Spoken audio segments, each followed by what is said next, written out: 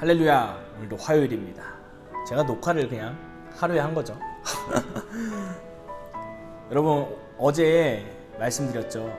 예수님에 대해서, 여러분이 누구인가에 대해서 한번 생각해 보셨습니까? 여러분, 꼭 한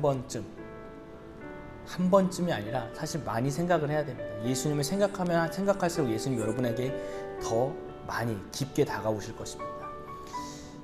네, 그렇습니다. 오늘 말씀 같이 보도록 하겠습니다. 오늘 말씀은요, 마태복음 9장 14절에서 26절까지의 말씀입니다. 마태복음 9장 14절에서 26절까지의 말씀, 우리 자막을 통해서 함께 읽도록 하겠습니다. 시작. 그때 요한의 제자들이 예수께 와서 물었습니다. 우리와 바리새파 사람들은 금식을 하는데 왜 당신의 제자들은 금식하지 않습니까? 예수께서 대답하셨습니다. 신랑이 함께 있는데 어떻게 결혼에 초대받은 사람들이 슬퍼할 수 있겠느냐? 그러나 신랑을 빼앗길 날이 올 것이다. 그때에는 그들도 금식할 것이다.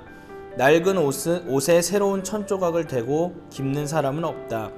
그렇게 하면 새로운 천조각이 낡은 옷을 잡아당겨 더 찢어지게 된다. 새 포도주를 낡은 가죽 부대에 담는 사람도 없다. 그렇게 하면 부대가 터져 포도주가 쏟아지고 부대도 못 쓰게 된다. 그러니 새 포도주는 새 부대에 담아야 둘 다 보존된다. 예수께서 이 말씀을 하고 계실 때에 갑자기 회당장 한 사람이 와서 예수 앞에 무릎을 꿇고 말했습니다. 제 딸이 방금 죽었습니다. 그러나 오셔서 아이에게 손을 얹어주시면 다시 살아날 것입니다. 예수께서 일어나 그와 함께 가셨습니다. 제자들도 뒤따랐습니다. 바로 그때 12년 동안 혈루병을 앓고 있던 한 여인이 예수 뒤로 다가와 예수의 옷자락을 만졌습니다. 여인은 예수의 옷자락만 만져도 내가 나을 것이다 라고 생각한 것입니다. 예수께서 돌아서서 그 여인을 보시며 말씀하셨습니다. 딸아, 안심하여라. 내 믿음이 너를 구원했다. 그 순간 여인의 병은 나았습니다. 예수께서 그 회당장의 집으로 들어가셨습니다. 그곳에서 피리 부는 사람들과 곡하는 사람들을 보시고 예수께서 말씀하셨습니다. 물러가라. 이 소녀는 죽은 것이 아니라 자고 있는 것이다. 그러자 사람들이 비웃었습니다. 예수께서는 사람들을 집 밖으로 내보내시고 방으로 들어가 소녀의 손을 잡으셨습니다. 그러자 소녀가 일어났습니다. 그리고 이 소문은 그 지역 온 사방으로 널리 퍼졌습니다. 아멘. 아멘입니다. 여러분, 오늘 본문에는 굉장히 유명한 말씀 하나가 나오죠. 새 포도주는 새 부대에 담아야 한다. 그렇지 않으면 낡은 가죽이 새 포도주를 담을 때 부대가 터져서 못 쓰게 될 거다 라는 굉장히 유명한 말씀이 있습니다. 근데 사실 그 앞에 무슨 말씀이 나오냐면은 금식에 관한 말씀이 나와요. 그러니까 사도 요한이 아니에요. 이 제자들은 사도 요한의 제자들이 아니라 세례 요한의 제자들이 와서 예수님께 물어보는 겁니다. 아니 예수님, 저희 세례 요한의 제자들, 그리고 또 이스라엘의 종교 지도자들은 금식하면서 살아가고 있는데 예수님, 당신의 제자들은 왜 금식도 안 합니까? 이렇게 물어본 거예요. 그러니까 당시 유대인들은, 특히 이제 오늘 본문에서 읽었죠, 바리새인들은 일주일에 2번 금식합니다. 월요일 한 번, 목요일 한 번, 이렇게 금식을 했습니다. 그러니까 유대인의 전통이다 보니까 요한의 제자들도 따라서 금식을 한 겁니다. 근데 예수님의 제자들, 그러니까 그 시대의 선생이라고 불리는, 지성이라고, 그 굉장한 능력을 많이 행하는 예수님의 제자들, 예수님이 계신데 그 제자들이 이 전통을 따라하지 않고 있다는 거예요. 굉장한 의문부호가 붙었기에 세례 요한의 제자들이 와서, 아니 예수님, 당신의 제자들은 왜 금식하지 않습니까? 이렇게 물어본 것입니다. 그러니까 질문한 것입니다. 그러니까 이때 예수님이 뭐라고 그러셨냐면요, 자신을 신랑에 비유하면서, 야, 결혼잔치 중인데 어떻게 금식을 하냐. 근데 실제로 유대인의 전통 중에 그 월요일하고 목요일날 금식한다고 그랬잖아요. 근데 그 주간에 결혼식이 있으면 그때 금식 안 했다고 합니다. 근데 딱 그런 타임이다라고 예수님께서 말씀을 하셨습니다. 그리고 자신을 신랑에 비유하면서, 야, 하늘나라 혼인잔치의 주체자가 내가 여기 있는데 뭔 금식이냐. 근데 내가 하늘로 올라갈 거야. 내가 떠날 때가 있을 거야. 그때는 해야지. 이렇게 말씀하셨습니다. 오히려 자신과 함께 있는 동안에 먹고 마시고 하나님의 나라를 누리라고 말씀하셨습니다. 그러니까 인간적인 율법하고 그다음에 뭐 행동은 예수님이 오심과 동시에 끝난 것입니다. 우리 안에는 오직 은혜와 진리만이 남아 있습니다.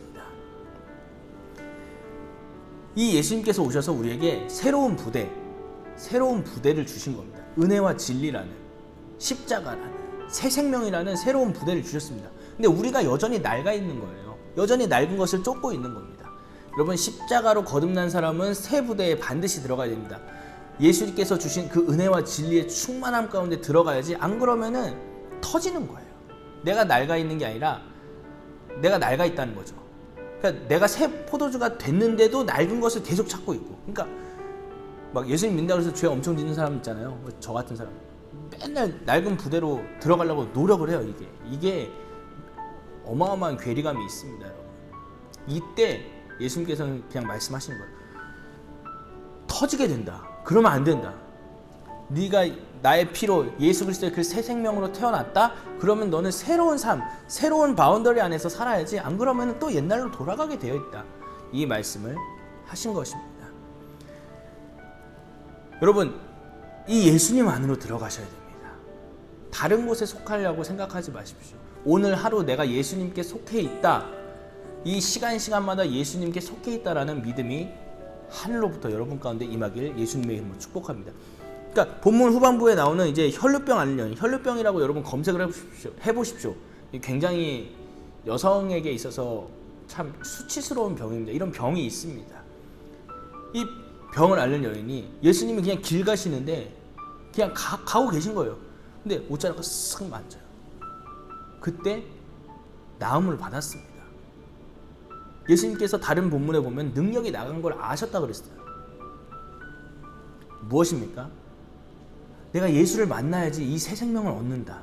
예수면 된다. 예수 그리스도는 나를 낫게 하실 수 있다. 이 믿음이 그 여인 안에 있었던 것입니다. 그럼 또 찾아온 회당장은요? 회당장 안에도 그 믿음이 있었던 거예요. 예수께서 손을 얹으시면 죽은 사람도 살릴 수 있다는 그 믿음, 그 새로운 믿음. 상식적으로 죽은 사람이 어떻게 살아납니까? 상식적으로 12년 동안 고쳐지지 않던 병이 어떻게 고쳐져요? 새로운 포도주이신, 새 부대이신 예수 그리스도 안에 거할 때 이 일이 가능하게 되는 것입니다. 사랑하는 여러분, 오늘 하루 예수 그리스도 안에 거하십시오. 그래서 새 생명으로 거듭나십시오. 이건 날마다 해야 되는 거예요. 내가 한번 예수님 만났어. 그래서 거듭났어. 그럼 땡이냐? 아니에요. 새 부대의 삶을 살아가야 되는 겁니다. 그래야지 새 포도주로 다른 사람을 또 살릴 수 있는 것입니다. 여러분 안에 오늘 그 믿음이, 또한 예수 그리스도 안에 속하고 싶다라는 그런 갈망함이 일어나기를 우리 주님의 이름으로 축복합니다. 제가 기도하겠습니다.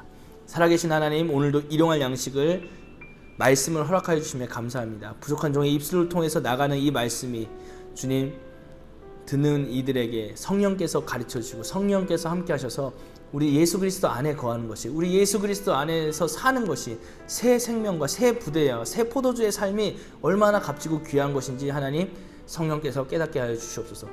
종은 부족합니다. 인간의 말일 수 있습니다. 그러나 주님, 성령께서 이 시간 찾아가셔서 말씀하여 주시옵소서. 감사드립니다. 예수님의 이름으로 기도했습니다. 아멘.